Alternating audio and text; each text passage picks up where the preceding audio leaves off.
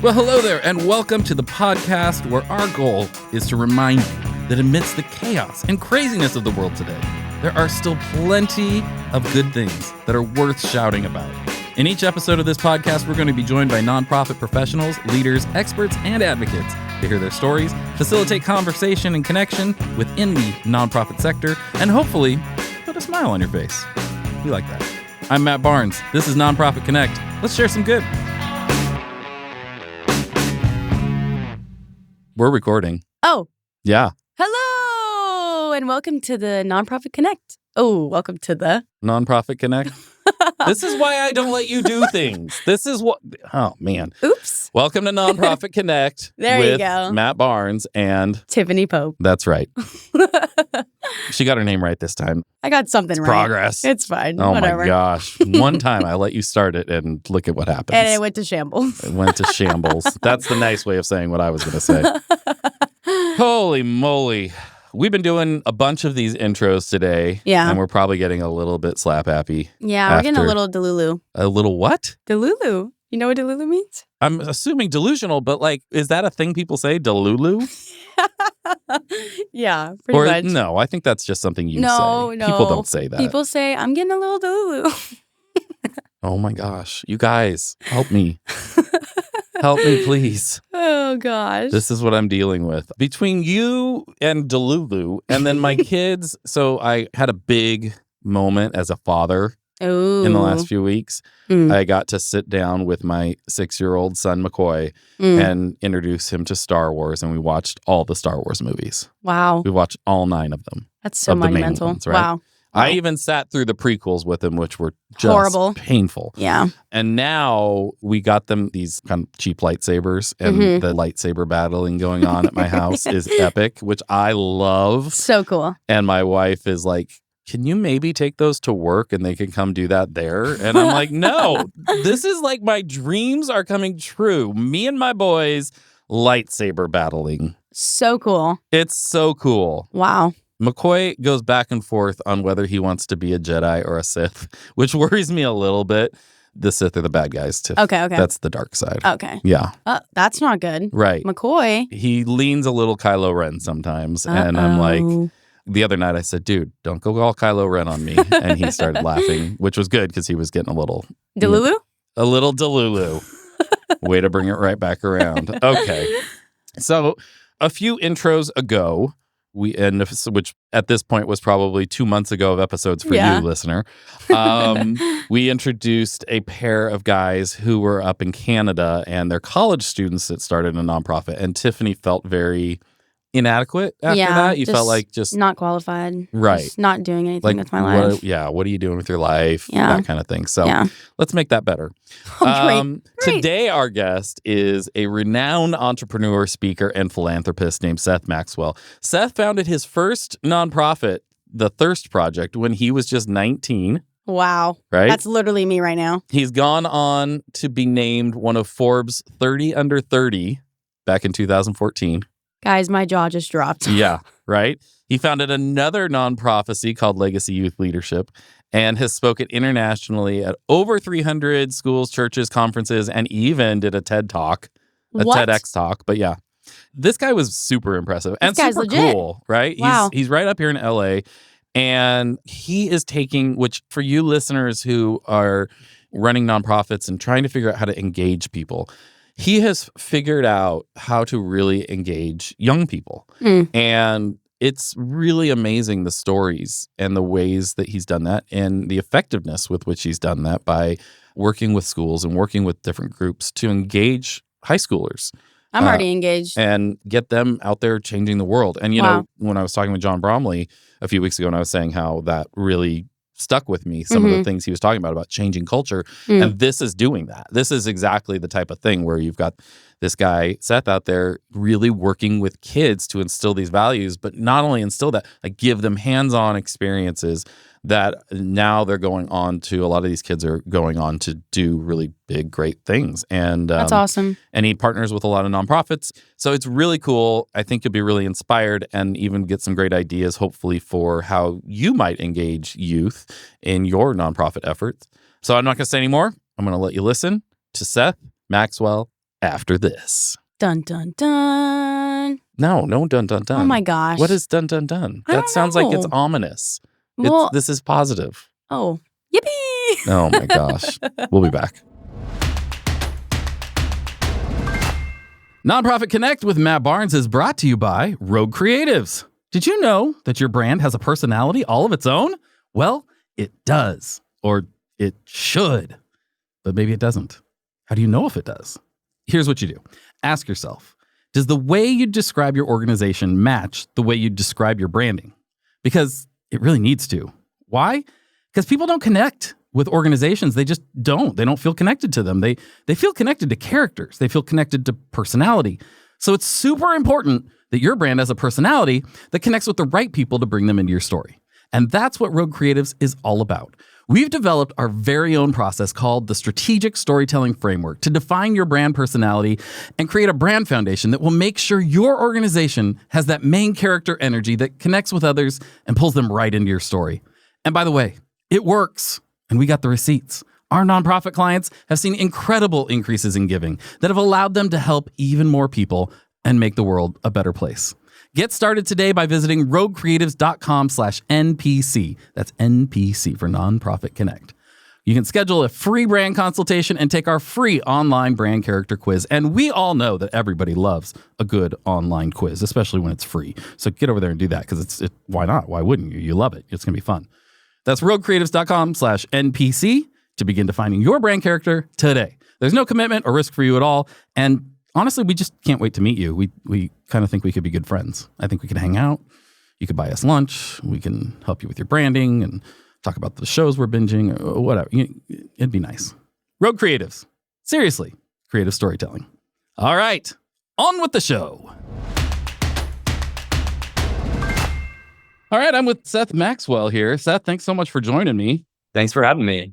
Yeah, glad we could do this. And we always start off with a segment called 3 Random Questions. We've got a list of many, many, many random questions, and a randomizer chooses 3 of them. So, you ready? Born ready. Okay, there you go. What is your favorite holiday destination, vacation destination? Cape Town, South Africa. Cape Town, South Africa. Why there? Oh, man, we don't have enough time, bro. I could literally do a whole podcast as if I was hired by the tourism board. It is like nowhere else I've ever seen in the world. The whole city is situated around the foothills and base of Table Mountain, which looks unlike any other mountain I've ever seen. It looks like somebody just took a butter knife to this huge mountain range and went and cut the top off. It's so beautiful. Beaches on all 3 sides. Also super affordable. The people are not only beautiful, but super kind. Did I mention that it's like a great adventure / tourism destination / if you love wine, they have some of the best wine producers in the world. It's got all the things: adventure, wine, luxury, affordable. Get out there. Africa is one continent I have not made it to, and Antarctica, but I need to get over there. That sounds awesome. Love it. Cannot sing its praises enough. Very cool. All right, question 2. Are you a dog or cat person, and why? Dog. There's only one answer. It's got to be dogs. Yeah, that might have quickly ended this interview if you had answered otherwise, I think. If you had responded otherwise too, I might have been like, not supporting this podcast. Yeah, I have 2 dogs. We don't deserve dogs. The debate amongst dog and cat owners are always saying, oh, you have to earn a cat's affection, so it means more. I'm like, that's BS. Like, that's conditional love. That is not real. That's right. I think we should start that podcast just to talk about the benefits of dogs, because that's a... But once again, we don't have enough time. Matt, talk to you for a whole podcast about dogs. Okay, final question. If you could only eat one food for breakfast every morning for the rest of your life, what would it be? It would probably be eggs. I love eggs, which may seem like a basic answer, but I do love eggs. What you like, man. That's what you want. I think I'd go with French toast. I love French toast, but bacon too. I do love bacon. There's nothing like waking up to the smell of bacon. Not Michael Scott style. I'm not cooking it in my bed with a George Foreman grill or anything, but that smells good. Coffee and bacon in the morning. I don't actually even drink coffee, but I love the smell of coffee in the morning. It's about that. Oh, I wish I could say I didn't drink coffee, but... All right. Well, let's jump into this. Looking over your resume and background, you got an impressive journey here that you've been on. So let's start there. What's your origin story? How'd you get started? How'd you end up where you're at? So the origin story starts in the Midwest. I grew up in Indiana, grew up telling the stories. From the time that I was a little kid, I was crazy, hyperactive. My mom was like, I got to do something with this kid. When I was 7, she took me to my first audition. I spent most of my childhood on stage doing lots of theater, acting, doing everything from professional theater, semi-professional, community, lots of it. When I graduated high school, decided like everybody else in LA to move here and pursue entertainment. Came out here to get my degree. While I was at school, I met a friend who was a photojournalist who was the first person to educate me about the global water crisis. And it just sort of rocked my world. It completely shattered my worldview and also changed the trajectory of my life, which was I essentially spent the next 15 years working to try to bring safe water, sanitation, and hygiene into communities around the world that didn't have access to it. So I've spent that like 15, 16-year period building an organization that does that. And then a few years ago, fell in love with the capacity for young people to make impact on not just water, but multiple issues. And so launched a new org that's hyper focused in youth leadership and development and kind of been all over the place.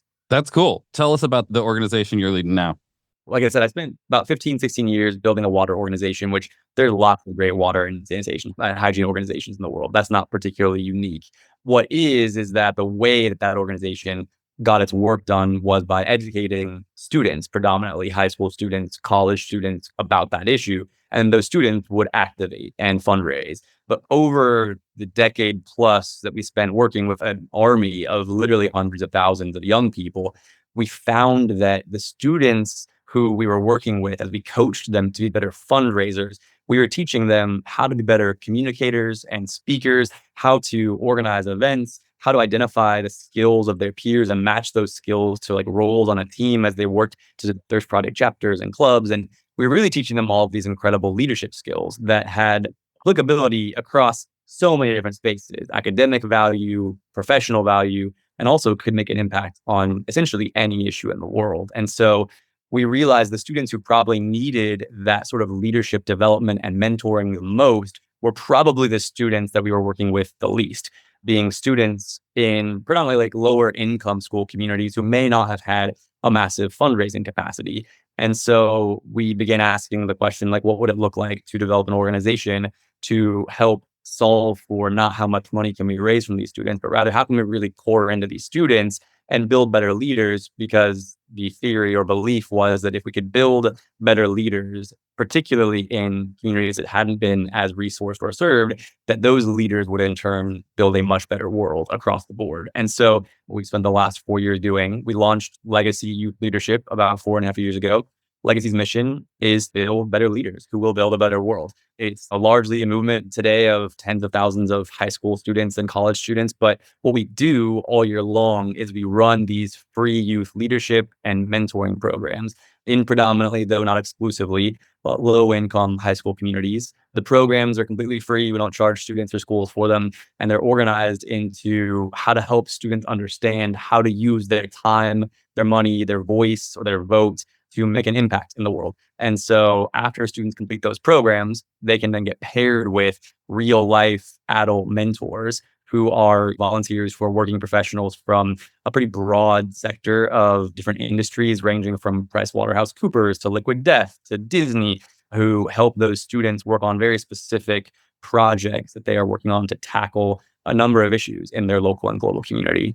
Well, that's a lot and amazing. And just my brain is going in 15,000 directions right now because this podcast for me has been such a great opportunity to hear from people leading in the nonprofit space all over, mostly this side of the world, but just kind of opening my eyes to other viewpoints and the ways that the needs that are out there that need to be addressed, the ways that people are addressing those. And one of the biggest ones that I've been spending a lot of time thinking about lately really is engaging the youth, because my agency works with a lot of nonprofits, and the nonprofits we work with, we tend to automatically assume the donors and the people who get really engaged are a little bit older. You might be able to get some volunteers that are younger, but to actually really engage those people. And then been having a lot of conversations about the idea that part of our problem with nonprofits and the way we do things is our culture. We don't have a culture that really appreciates and instills the ideas of giving and of you can make a difference from a young age.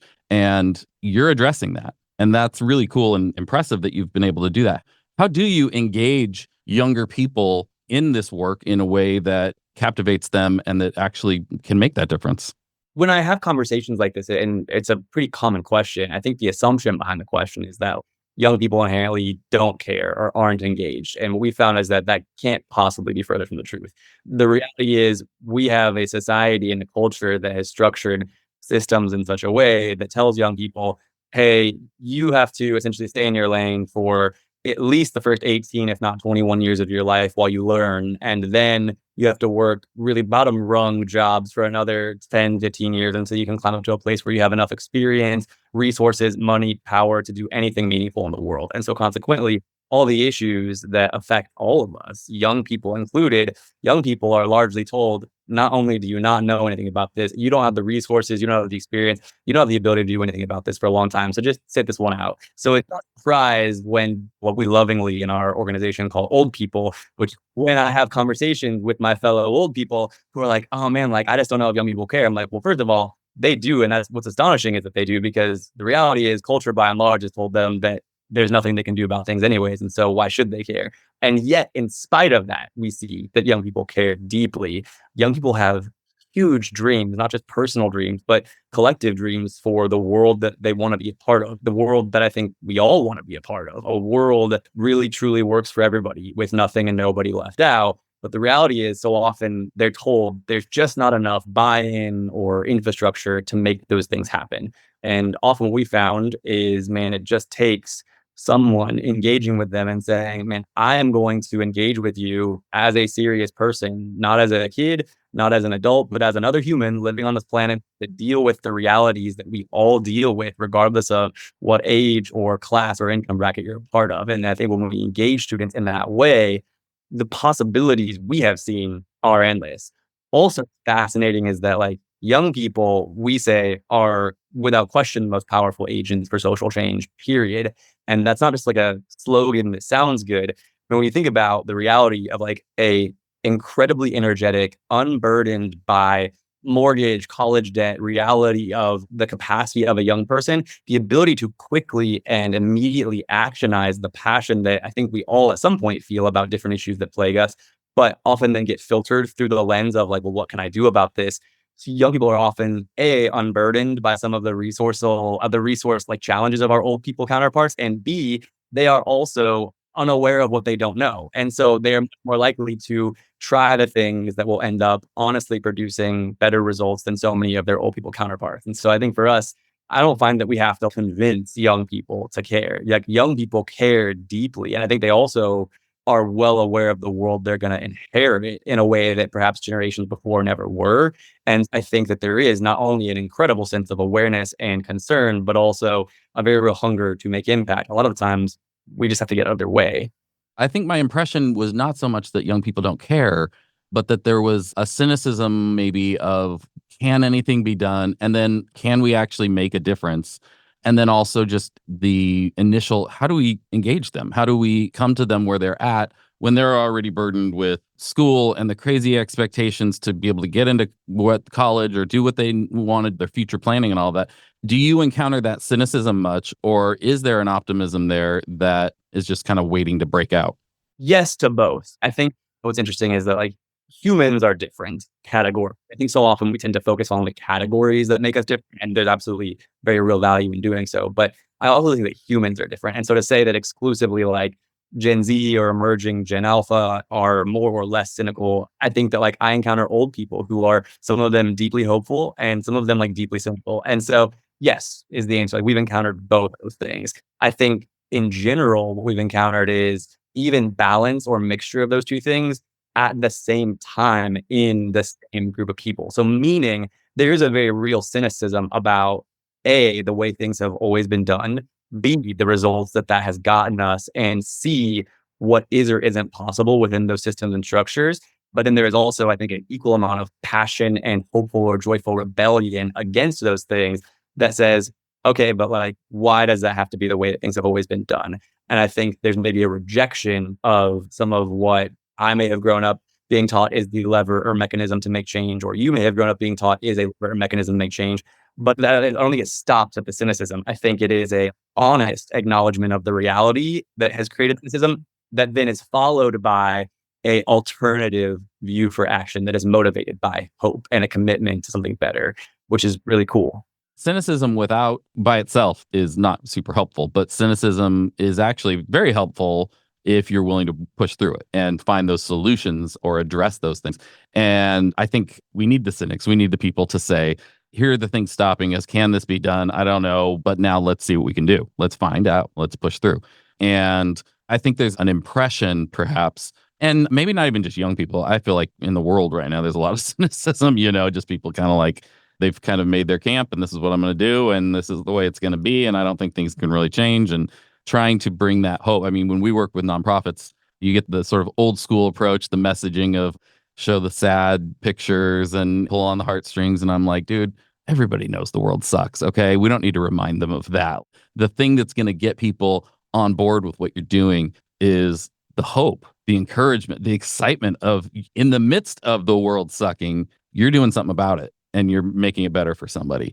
So bringing that message to kids, to younger people, like I was saying, is I think a lot of people see that as a challenge that they don't know if it can be overcome or how to overcome it. You've obviously done that.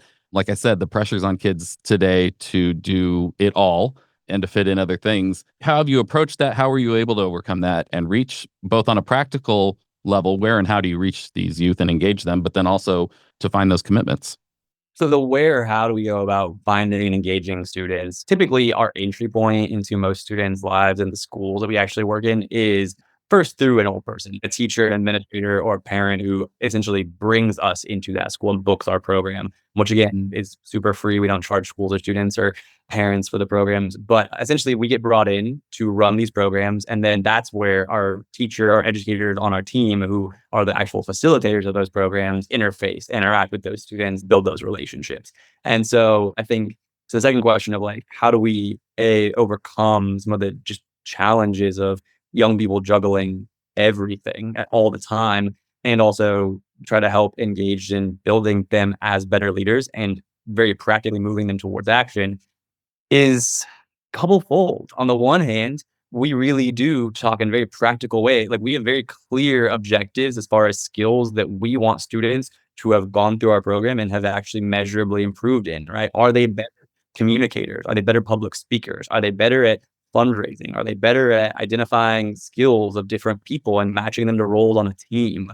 All those kinds of things. But then how do you know you're actually doing that? That's where the practical application comes in. And so that's why as a student completes our program, they get paired with a mentor whose job is not really like social emotional mentoring, like big brothers, big sisters, or anything like that, would deeply valuable, but it is much more project based. So that's will declare an issue they want to make impact on in their local community, in our global community, and they work on a very specific project to address that issue. And that adult mentor helps them accomplish that goal in their community. And so, I mean, just in the last calendar year, we saw students who completed our program help like be a part of a movement that worked to raise the money to purchase over 2,000 acres of rainforest land and title it over to indigenous people in Peru for stewardship, which that one plot of land like captures and stores over 500,000 metric tons of carbon from the atmosphere every year. And to answer your second question, like the way we engage with students in that wasn't to ask them for money and wasn't to ask them to raise money,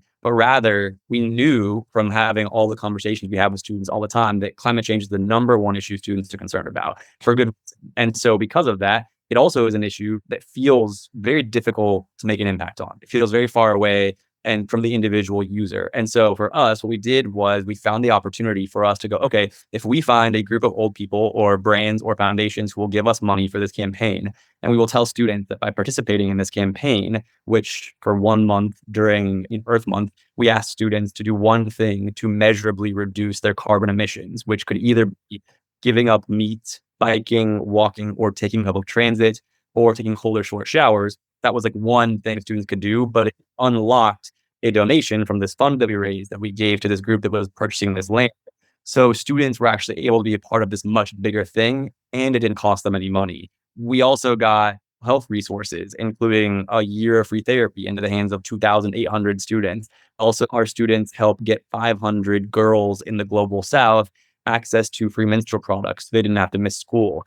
We've seen students in our programs, by giving them very practical ways to make impact on the issues that they care about without necessarily asking them for money, we've been able to create opportunities for them to participate and demonstrate the actual development of the skills that have been really important for us to see them learn. Now, students may take these skills and go in their adult lives and start a business or start an organization or something like that, or just use it to crush and excel in their academic pursuits or their professional pursuits. But our hope is that they will continue to try to make a better world. Well, yeah, but even if they're not going into nonprofit work or doing something specific like that, that mindset, even something as small as take shorter cold showers for the month and feeling like, oh, you're introducing them to this idea that the small things we do can make a difference. It's this mindfulness, it's a self-awareness. And whether it's directly tied to a nonprofit endeavor or it's addressing what I was talking about and what came up in an earlier episode of how do we reshape our culture to giving of yourself and contributing and solving problems, just a part of who we are. It could be something that we do, whether you're a business owner or you're running a nonprofit or you're a volunteer or whatever it is. And so you're giving them a foundation that's pretty incredible, no matter what they go to do. Now, so do you work with other nonprofits? Do you train the kids and then sort of connect them with nonprofits that are doing things, or they kind of develop their own project, or how does that work? Or can it look however it wants? It's a bit of both and. So for those bigger campaigns that I kind of just described, when we do a sort of all hands org-wide climate impact campaign, or when we do a org-wide gender equality campaign, typically we'll identify a nonprofit partner who works in that space where the impact of what we make, whether that's donations that will help raise funds that students will help unlock, or whether it's students volunteering who will actually take action in and around those organizations. But sometimes for students who just go through our program and take action, it may be that a student is deeply passionate about making an impact on people who are experiencing homelessness in their community. So want to work on that particular project at a more localized level. And so it's kind of everything in between. Yeah, because that actually was the example in my head. A lot of the organizations we've worked with and done campaigns and worked for have been addressing people experiencing homelessness and the homelessness problem and helping to get them off the streets, because there's so much misinformation out there, politicization of the whole issue and all of that really gets in the way of things getting done and really helping people. Even exposing younger people to this at this age helps to change their worldview and bring them into, oh, these are problems that can be solved. These are ways we can help people. Even just in this case, humanizing. These are people, because society does a really great job of dehumanizing and is so terrible. And to start combating that at a younger age is really what it's going to take to change our culture, because us older people, a lot of us are too set in our ways and aren't open to having those conversations and listening. I say us. I try to be very open to that, but I come into that a lot around here. And because everything's been so politicized, especially, it's very polarizing. But I'm so excited about the work that you're doing. So for other nonprofits out there, are you open to partnerships? Is that something that you do, or is it more of letting the kids kind of figure out where they want to connect with? So if you want to like kind of imagine our world, like what we practically do year long, we run our leadership and mentoring programs. Like this year, we'll serve approximately 4,000 students, and our leadership program will complete the program. We have the opportunity to get paired with mentors. That happens all year long through the school year. But then throughout the course of the year, we actually survey students and ask them one question, which is, what is the one issue that you are most concerned about? We'll aggregate the results from those several thousand students. And that really informs a lot of the bigger kind of like corporate org-wide campaigns that we run, where we try to give students simple, easy things they can do that make a real measurable impact on those issues, like our climate impact campaign, our mental health campaign, our gender equality campaign. And so in each of those spaces, we do align with other nonprofit partners that the impact of those campaigns supports. And then throughout the course of the year, it's always helpful for us to know, especially at localized levels, if there are groups that are working to address the issues that our students are concerned about, that as students take action throughout the course of the year, we can direct them to support, whether that looks like volunteering or a fundraiser to help raise the visibility and awareness of those issues that those organizations support. So in short, yes, we definitely are organizations for sure, and would always look new relationships with with orgs that are looking for youth support. And then what would your advice be to somebody running a nonprofit or working at a nonprofit and looking for ways to engage younger people? What's the starting point for them if this is not something that they've done in the past? So I think for a lot of like more traditional orgs who maybe haven't developed relationships with or engaged a core or really meaningful community of young people who are working in collaboration with them, the first thing I would say, and I know it sounds like touchy-feely or like easier said than done, but like the reality is engage them in the same way that you would any other adult who has value to offer you. Because the reality is, if your view of them, you'll never hear me use the word kids unless I'm like referring to somebody else who's talking about a young person. That you hear me say like young people, students, but like are people who are honestly probably infinitely more tech savvy and social and digitally literate than the majority of staff, who have the ability to galvanize people in very real and meaningful ways and tell communicative stories that move people in ways that most of your older people can't do. And so engage them as people who have legitimate value to offer you. And I think the answer to the question for how do you as an older organization engage with young people is very similar to the answer of the question that I give when I talk to students, which is like, how do you know we encourage students as they participate in the world to abide by the subway rule? If you see something, say something. We tell students there are going to be times where you have an idea for a different way, a better way, because you're a fresh set of eyes, because you're untested, you're untainted by conventional wisdom and experience of the way things have always been done, and you're going to be totally right. And there will also be times where you have an idea for a different way because you're totally wrong and you need to listen to somebody who's been around the block. I can't tell you how exactly every time to know which is which, but I do know that I would rather speak up and regret being wrong than regret not speaking up at all. And so I think that the answer to how do I engage with students is the same thing. Give them the same latitude to participate actively, not just for you to make a seat at the table for them to talk to them, but to learn from them as much as you teach. Yeah, we have an internship program here at Rogue, and my rule for the whole team is always best idea wins. I don't care if it comes from me or it comes from the intern. And I tell every intern as they come in, when you leave, even if you're here for 3 months, this place should somehow look different because you were here. And that won't happen if you don't speak up and share your ideas and share what's going on. And sometimes the more experienced people are going to show you why that's not the best idea. And sometimes you're going to bring an idea that we've never thought of. And there are things that we do to this day that come from having an intern one semester who was like, what if you did it that way? And I'm like, oh my gosh, never thought of that. But I think giving younger people permission to make that impact on the world, whether that's at an organization or it's in a philanthropic kind of way, is what can open their eyes and their minds to the possibilities of what they can do, or at least one of the things that can. Absolutely. I mean, the reality is young people are going to be the ones leading the world, whether they're ready or not.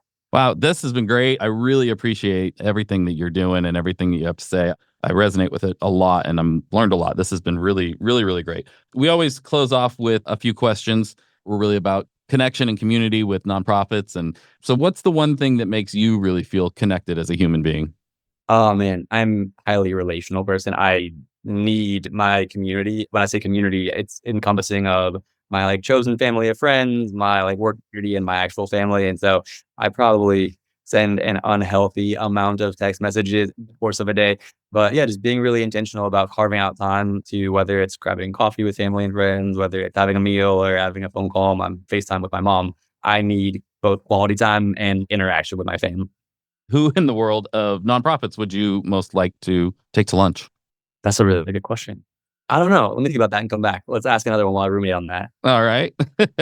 And well, the last question is, what aspect of your job brings you the most joy? Man, we work with so many incredible young people. And so often it's a pretty consistent piece of feedback, especially from the leadership program that we hear from students. Man, I never thought I could be a leader. On the other side of the program, seeing them not only self-identify that they have the confidence and we believe competency to take action and be a leader, but then seeing them apply those skills and seeing observable growth in them and then seeing them make impact in the world is absolutely like the most rewarding part of what I do. That's awesome. And I guess to circle back to your other question, Okay. I don't think this is cheating because technically he has a foundation now. So I'm going to say President Obama from the Obama Foundation. There you go. That's a good one. It's come up before for sure. One of the, I think, interesting things aside from politics that I would love to talk with him, but there's just so many different areas and ways that he's found to let his influence play out. You know, he's even producing movies with Netflix now, which it's like, yeah, whatever you can do, man. If you have the ability to influence culture in the ways that are you're passionate about, go for it. Man, this has been great. Thank you so much. How can people find you and more information about your organization? I'm on pretty much every channel, just at Seth Maxwell 1. And then you can find Legacy at Legacy Youth Leadership, or at legacyyouthleadership.org is our website. Well, thank you so much, Seth. This has been really great, and we really appreciate it. Yeah, thanks for having me. Yeah, of course. And my friends, that is a wrap for today. If you made it this far, and I don't know why you wouldn't, because it's pretty awesome. Thank you so much for listening to Nonprofit Connect. We cannot tell you how much we appreciate it, because we really appreciate it a lot, and it's hard to say that really well. We really would like it, though, if you came back for our next episode. Only if you liked it, obviously. So make sure you subscribe to the podcast on whatever platform you use and visit our website, npconnect.roguecreatives.com. Hopefully we've managed to share insights to make you feel connected and even a smidge better about your life and the world and everything. Are our goals too high? Maybe. But that's how we like things. All right. You have yourself a great day. Bye-bye. Nonprofit Connect with Matt Barnes is hosted and executive produced by me, Matt Barnes, with an assist by my chaos coordinator, Tiffany Pope. Production is by our amazing friends over at Fame, the B2B podcast agency, along with Belinda Carter-Thompson and the team here at Rogue Creatives. Production lead is Luke Audi at Fame. Writing is by Sam Hollis at Fame and Matt Barnes and Taylor Bolanos from Rogue Creatives. Nemanja Koljaja of Fame is our audio editor, and Arslan Yakub from Fame is our video editor. Creative direction is by Corey Hill of Rogue. Our artwork is designed by Hopo Kelly and Joshua Marino at Rogue, and Ian Salas of Fame. Theme music is composed and performed by Jared Atherton of Chapters. Luke Audi of Fame does our booking and our guest relations. Huge thanks to our amazing guest for joining us for this episode, and to all of you incredible listeners for tuning in. If you enjoyed the show, and I don't know why you wouldn't have, don't forget to help us spread some good by giving us a good review. Preferably, 5 stars with lots of words saying how amazing we are on whatever platform you're listening on. Apple Podcasts, Spotify, whatever it is. Also, tell your friends and subscribe so we can come straight into your potholes each and every time we have a new episode. For more information about Nonprofit Connect, or to join us at a live event here in Orange County, California, visit our website, npconnect.roguecreatives.com. We'll catch you next time.